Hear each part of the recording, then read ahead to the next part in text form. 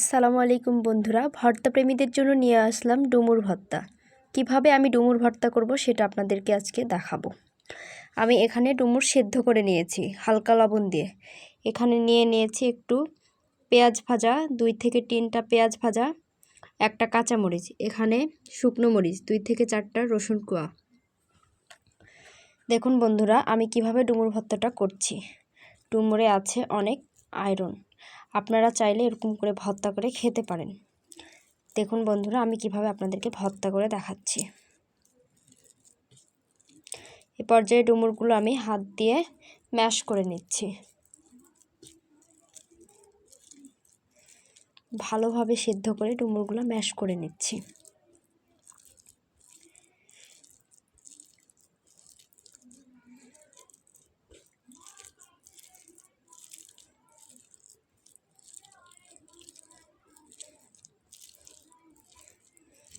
এটা ভালোভাবে ম্যাশ করে নিতে হবে, তাহলে খেতে অনেক মজা লাগবে।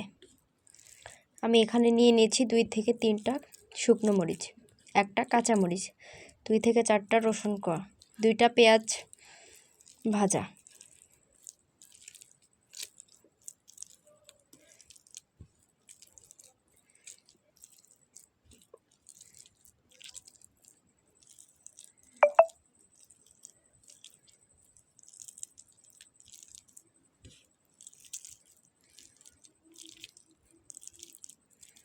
এটা খুব ভালোভাবে ম্যাশ করে নিলাম। এ পর্যায়ে রসুনগুলো হালকা করে ম্যাশ করে নিচ্ছি। রসুন কোয়া দিলে খেতে ভর্তাটা অনেক ভালো লাগে। এ পর্যায়ে ভাজা পেঁয়াজগুলো, 1 থেকে 2টা শুকনো মরিচ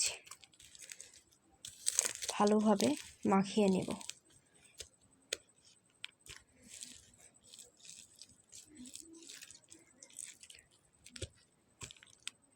ঝাল ঝাল ভর্তা খেতে মজাই আলাদা।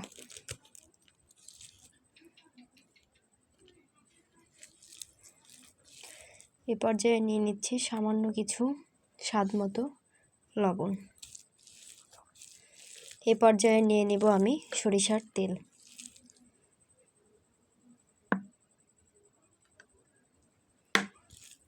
তারপরে ভালোভাবে মাখিয়ে নেব ভর্তাটা।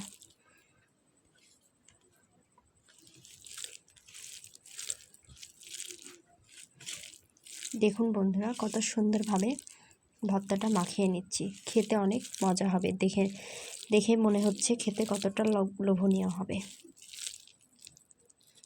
চাইলে আপনারাও এরকম ভর্তা বানিয়ে খেতে পারেন।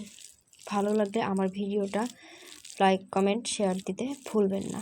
ধন্যবাদ সবাইকে। আসসালামু আলাইকুম।